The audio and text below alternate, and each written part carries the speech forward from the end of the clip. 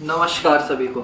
आजकल global warming की वजह से गर्मी काफ़ी बढ़ती जा रही है और हमें हर टाइम बस एसी में ही रहने का मन करता है।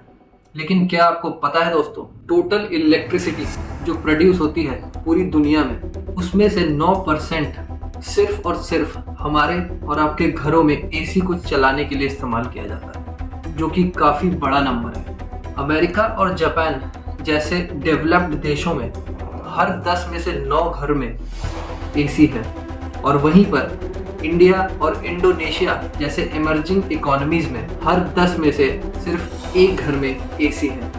आयरॉनिकली एसी हमारे घर को ठंडा तो करता है, लेकिन हमारी इन्वायरमेंट को गर्म करता है। आइए समझते हैं कैसे।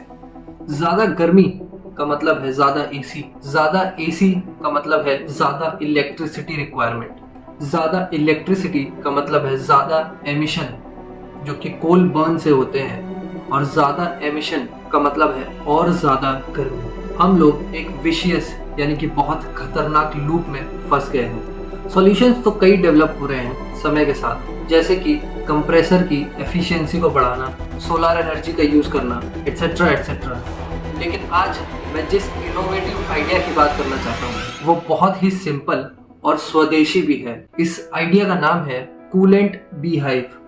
इसके फाउंडर हैं मनीष सिरीपुरापू, जो न्यू दिल्ली से बिलोंग करते हैं और 2009 में अपना बैचलर इन आर्किटेक्चर को खत्म करके 2010 में एंट स्टूडियो के फाउंडर बनते हैं, जिसमें एंट का फुल फॉर्म यहाँ पर आर्ट, नेचर एंड टेक्नोलॉजी है। उन्होंने एक इंटरव्यू में बताया कि ऐसे ही सोचते हुए एक बार उनके दिमाग में एक आइडिया आया कि कई सालों से इंडिया में हम मिट्टी के घड़े से पानी को ठंडा रखते हुए आए हैं, क्यों ना सेम प्रिंसिपल को, सेम आधार को इस्तेमाल करते हुए हवा को भी ठंडा किया जा सके।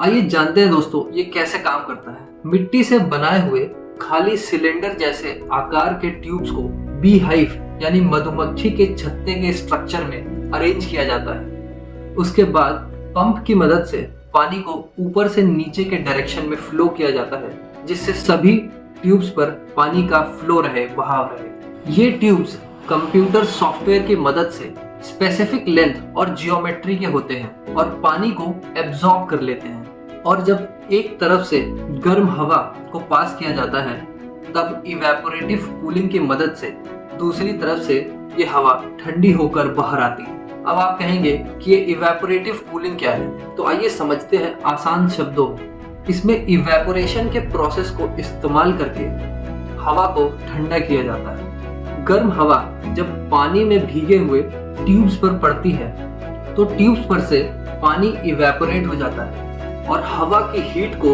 ये ट्यूब्स एब्सॉर्ब कर लेते हैं, सोख लेते हैं, जिससे हवा का टेम्परेचर डाउन हो जाता है और वो ठंडी हो जाती है। 2015 में कूलेंट का पहला प्रोटोटाइप नोएडा की एक फैक्ट्री डेकी इलेक्ट्रॉनिक्स लिमिटेड के लिए बनाया गया था, जिसमें 800 ट्यूब्स का इस्तेमाल किया था और जनरेटर से निकलने वाली गर्म हवा, जिसका तापमान लगभग 60 डिग्री तक पहुंच जाता था, उसे कूलेंट की मदद से 9 से 15 डिग्री तक कूल डाउन यानी कम कर दिया गया। अगर इसका कंपैरिजन किया जाए 1.5 टन 5 स्टार विंडो एसी से, जो कि 38 डिग्री टेम्परेचर को 27 डिग्री टेम्परेचर तक कूल डाउन करने के लिए 9 यूनिट बिजली का इस्तेमाल करती है, वहीं पर कूल एंट सेम टेम्परेचर मेंटेन करने के लिए, जो कि 38 से 27 मेंटेन करने के लिए सिर्फ 3 यूनिट बिजली यानी इलेक्ट्रिसिटी कंज्यूम करेगा, जो कि 67% कम है।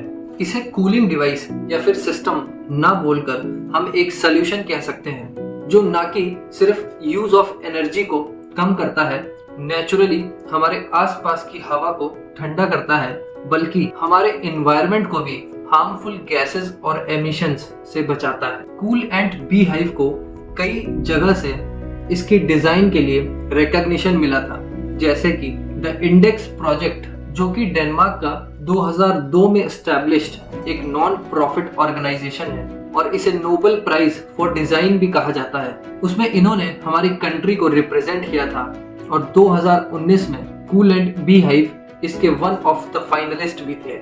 ये हाई टाइम है कि हमें अपने कूलिंग रिक्वायरमेंट्स को फुलफिल करने के लिए एक इन्वायरमेंट फ्रेंडली सोल्यूशन की ज़रूरत है, क्योंकि इंडिया एक ट्रॉपिकल कंट्री है और इसमें ऑलरेडी हीट वेव्स काफ़ी ज़्यादा बढ़ गई है, जो कि हमारे हेल्थ और प्रोडक्टिविटी को अफेक्ट करता है और हमारी इकोनॉमी पे भी असर डालता है। मुझे लगता है कि हमें सॉल्यूशंस के लिए वेस्ट की तरफ यानी पश्चिम की तरफ ना देखते हुए अपने देश के टैलेंट को प्रमोट और अप्रिशिएट करना चाहिए, जो कि हमारे कल्चर और हेरिटेज का इस्तेमाल करके इनोवेटिव और एनवायरनमेंट फ्रेंडली सॉल्यूशंस ढूंढते हैं। अगर आपको मेरे काम से थोड़ी भी वैल्यू मिलती है तो please like, share and subscribe my channel.